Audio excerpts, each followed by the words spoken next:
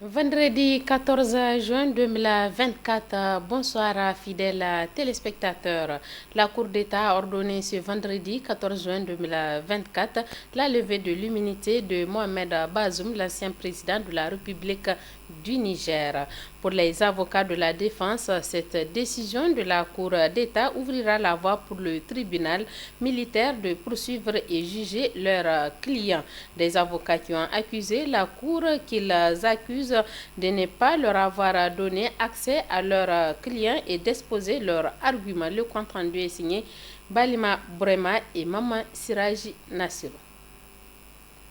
Les avocats de Mohamed Bazoum, ancien président de la République, ont pris acte de la décision de la Cour d'État levant son immunité. La Cour a suivi ainsi la réquisition du procureur près de la Cour d'État lors du procès qui s'est déroulé vendredi dernier. Après le retrait des avocats de la défense, le commissaire du gouvernement, dans sa réquisition, a demandé la levée de l'ancien président de la République. La Cour a déclaré recevable la requête de monsieur le commissaire du gouvernement et la Cour a ordonné au fond la levée de l'immunité de son Excellence monsieur Mohamed Bazoum.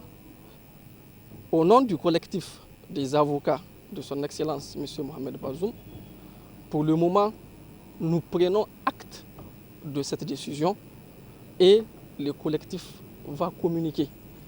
Et dans un communiqué publié, le collectif des avocats de Mohamed Bazoum estime que ce délibéré ouvre la voie au tribunal militaire de poursuivre et juger l'ancien président pour complot et attentat ayant pour but de porter atteinte à la sûreté de l'État ou à l'autorité de l'État et pour crime de trahison. Pour maître Moussa Koulibaly, la Cour n'a pas suivi les règles. Pour la deuxième requête, le juge d'instruction du tribunal militaire a désisté après avoir constaté un vice de procédure selon maître Salim Oud Saïd. Du juge d'instruction qui demandait d'inculper le président. Il avait introduit une requête pour dire que le président a déjà été poursuivi, il veut l'inculper. Et c'est après, ils ont constaté que c'est totalement illégal. C'est pourquoi le juge d'instruction s'est désisté. Depuis le début de la procédure, le collectif des avocats de Mohamed Bazoum ont récusé la Cour d'État et avaient demandé à rencontrer leurs clients, chose qu'ils n'ont pas pu obtenir. Les avocats entendent poursuivre la procédure au niveau international. Le ministre en charge du pétrole a effectué en début de semaine une visite sur les différents sites de transport du brut nigérien vers le Bénin. Il s'est agi pour Mohamed Moustapha Barké d'aller constater de visu l'effectivité de la fermeture des vannes au niveau des différents sites de la région de Difa. Le reportage est signé Boubacar Amadou. Annoncé le 6 juin 2024 à la suite de l'arrestation des inspecteurs nigériens de la société WAPCO, la fermeture des vannes à la station Koulélé est désormais effective. Le ministre en charge du pétrole, sur instruction du président du Conseil national pour la sauvegarde de la patrie, est parti s'assurer de la mise en œuvre de cette décision. On ne peut pas accepter d'être assis pendant que notre pétrole est volé par d'autres personnes. Parce que nous ne sommes pas présents là où on le charge. C'est ça voler. Ne pas être présent là où on le prend. C'est ça voler. Donc nous ne pouvons pas admettre ça, quel que soit le prix. Aussi longtemps que ça durera, aussi longtemps que le Bénin et la société WAPCO ne se seront pas entendus pour que le Niger puisse assister au chargement, puisse contrôler ce qu'on charge, nous n'accepterons plus d'ouvrir ces vannes. Donc il faut que vous soyez tous conscients de ça et que chacun de vous se sente investi de la responsabilité de surveiller. Si vous voyez le moindre problème, il faut reporter ça. Mais reporter à qui vous connaissez. D'accord? Et lui, il va se charger de nous rapporter ça et on prendra les mesures. De toute façon, c'est lui qui violera ces consignes. Il devra être prêt à en assumer les plus lourdes conséquences. Parce que ça n'a pas été pris à la légère. Durant cette mission, les vannes en amont et en aval ont été enchaînées et cadenassées. Les clés confiées aux responsables des forces de défense et de sécurité chargés de la sécurité des différents sites. Avec la partie chinoise, il a également été question de la maintenance des installations pétrolières. Ces mesures conservatoires sont prises au moment où la partie béninoise continue ses manœuvres de provocation en faisant comparaître devant la justice du pays les 5 inspecteurs nigériens accusés de terrorisme. 2 d'entre eux seraient libérés et les 3 autres, dont la directrice générale adjointe de WACPO Niger, placée sous mandat de dépôt. Le comité de soutien à l'Alliance des États du Sahel pour une conscience patriotique COSAES-CP a animé hier après-midi un point de presse. Il est relatif aux assises populaires du Burkina Faso tenues en mai dernier à Ouagadougou, assise à laquelle le comité a participé. Autre détail avec Youssoufa Haïdara et Omar Boukari. Après avoir participé activement sur invitation de leurs frères du Burkina Faso aux assises populaires sur la conduite de la transition au pays des hommes intègres, l'heure est à présent à la restitution pour le comité de soutien à l'AES pour une conscience patriotique, en abrégé COSAES-CP. Face aux membres du COSAES-CP, le président était revenu sur l'intérêt de leur participation aux assises du Burkina Faso. Cette invitation, au-delà de notre structure qui n'est rien d'autre que le COSAES-CP, honore notre pays, le Niger, et surtout ses vaillants dirigeants sous la conduite du président du CNSP, chef de l'État, le général de brigade Abdraman Tchani. Le président du COSAES-CP, dans ses mots, est revenu sur la détermination de ses membres pour honorer l'invitation de leurs frères du Burkina Faso. Les membres du COSAES-CP ont consenti chacun à son niveau, je dis bien, un effort financier personnel en prenant à sa charge non seulement les frais de déplacement, mais aussi les frais d'hébergement dans le pays hôte. C'est important de le souligner. La présence du COSAES-CP aux assises populaires du Burkina Faso était une participation active, explique le président Sékou Doro Mohamed. La délégation nigérienne a participé à un certain nombre d'activités, dont les plus importantes sont le meeting géant organisé le samedi 11 mai 2024 par des mouvements et associations de veille citoyenne à 10h au stade municipal de Ouagadougou, qui a eu un succès éclatant et inédit. Deuxième événement auquel nous avons eu l'honneur de participer au Burkina Faso, ce sont les assises nationales du Burkina Faso tenues le 25 mai 2024 au Palais des Congrès Ouagadougou. Le comité de soutien à l'AES pour une conscience patriotique COSAES-CP a, à travers ce point de presse, rendu un hommage à des personnalités qui les ont honorés lors de leur séjour en terre burkinabé. Une mention spéciale a été faite au ministère de l'Intérieur du Niger et le consulat général du Burkina Faso pour leur accompagnement afin de faciliter le séjour au Burkina Faso.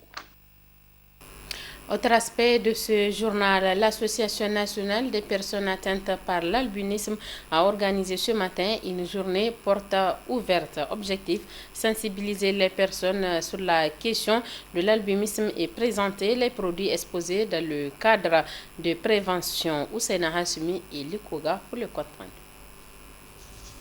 Cette journée porte ouverte organisée par l'Association nationale des personnes atteintes d'albinisme ANAN rentre dans le cadre de la célébration de la 10e édition de la Journée internationale de sensibilisation sur l'albinisme.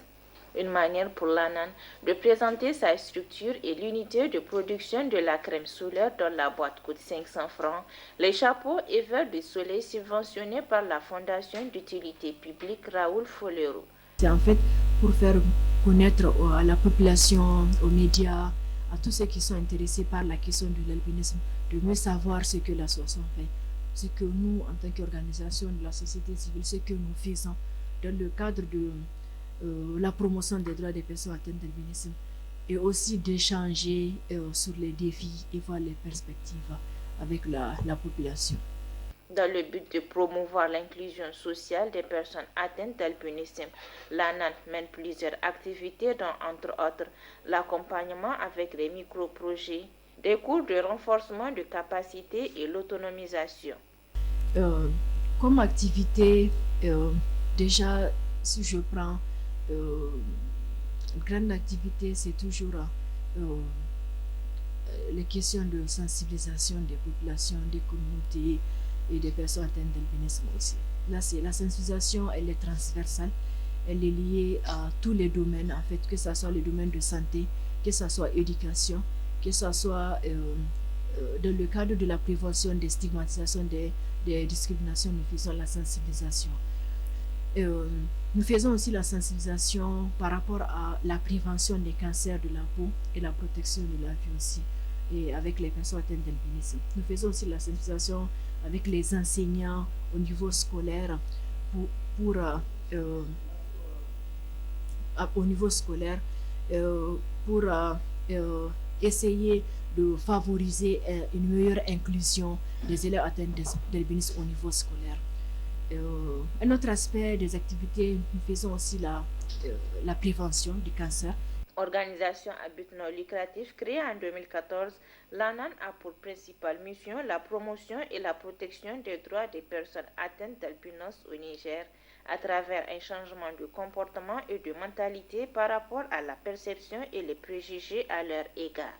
Malgré les avancées enregistrées, les personnes atteintes d'albinisme sont confrontées à des difficultés quant à la prise en charge spécifique pour le cancer de la peau, subordonnée à la carte d'égalité des chances, dont le processus d'opérationnalisation est en cours. L'hôtel Bravia de Niamey a servi de cadre ce matin à la cérémonie de signature de convention de partenariat entre Move Africa Niger et la compagnie de transfert d'argent Amana. Aminata Yaya Mega et Abdoulaye Seydou pour le compte rendu. Afin d'offrir à leurs clients des services plus innovants, des solutions de communication pertinentes et adaptées au marché, la société Move Africa Niger et la société de transfert d'argent Amana ont procédé ce jour à la signature d'une convention de partenariat pour l'achat de crédits de communication. Chez Amana Transfert d'argent, nous avons toujours eu à cœur de faciliter la vie quotidienne de nos clients en leur proposant des services de transfert rapide d'argent, ainsi que des paiements et d'achat de crédits fiables et sécurisés à travers nos points de vente et via l'application Amanata. Aujourd'hui, grâce à cette collaboration stratégique avec Move Africa, nous élargissons notre gamme de services pour inclure l'achat de crédits téléphoniques Move en plus des autres opérateurs télécoms tels que Airtel, Zamani et bientôt Niger Telecom. Désormais, grâce à cette nouvelle convention, les produits Move Africa seront plus accessibles à leurs clients communs à travers les agences de Amana et l'application Amanata. Désormais, nos abonnés peuvent se rendre dans toutes les agences Amana partout au Niger pour acheter du crédit de consommation Move ou le faire via l'application Amanata. Vous l'aurez bien compris, ce partenariat marque ainsi un autre pas dans la promesse faite à notre clientèle de toujours lui offrir des produits et services accessibles et innovants grâce à une équipe de femmes et d'hommes ambitieux, talentueux et déterminés. Cette présente signature de convention vient officiellement sceller le partenariat entre les deux sociétés et permettre ainsi une accessibilité dans toutes les zones aux produits et prestations des deux sociétés à leurs clients. Une démonstration de la transaction a été faite aux participants pour une meilleure utilisation de cette application. Dernier aspect de ce journal avant la page des sports. Le préfet du département de Tessawa a effectué une visite terrain hier de la commune de Korgom et de Hawandawaki pour constater de visu l'effectivité du retour des personnes retournées du Burkina Faso où elles exercent la mendicité. Sur place, le préfet les a attendus sur les nouvelles orientations des autorités. Youssouf Haïdara et Ibrahim Amadou pour les détails. Ce sont les villages de Sankomi, Kiola et Dandodo relevant de l'autorité des communes de Korgom et Hawandawaki qui ont été les cibles de cette visite du préfet de Tessawa. La visite a pour but d'abord de constater de visu le suivi du retour effectif des personnes retournées de Ouagadougou. Cette mission s'inscrit d'une part dans le cadre du suivi, n'est-ce pas, du retour effectif des retournés de Ouagadougou qui sont originaires de ces deux communes, Korgom et Hawandawati, principalement de ces deux villages, Tchola et Sankoni. Donc, nous sommes partis constater leur présence effective dans leur village. Il y a 2 semaines de cela, nous avons reçu un lot de 100, n'est-ce pas, 100 personnes, dont 24 femmes et 84 enfants. Donc, tous ces enfants sont leurs propres enfants pour certains, pour d'autres des enfants prêtés avec d'autres familles pour pouvoir aller faire cette activité de mendicité à l'étranger. Le second objectif de cette mission du préfet de Tessawa consiste à entretenir les personnes retournées sur les nouvelles orientations des autorités sur la question de la mendicité, une pratique qui n'honore pas le Niger. Et de l'autre côté, n'est-ce pas, entretenir les populations de ces 2 villages sur les orientations actuelles, n'est-ce pas, des nouvelles autorités de ce pays, n'est-ce pas, qui sont contre de telles pratiques de mendicité exportée qui ternit l'image de notre pays. Donc que les acteurs essaient de s'inscrire dans une nouvelle démarche de prioriser le travail, de valoriser le travail des uns et des autres. Et c'est ça qui nous permettra vraiment d'atteindre cet objectif de souveraineté. Et nos attentes est de voir cette pratique-là, n'est-ce pas, disparaître.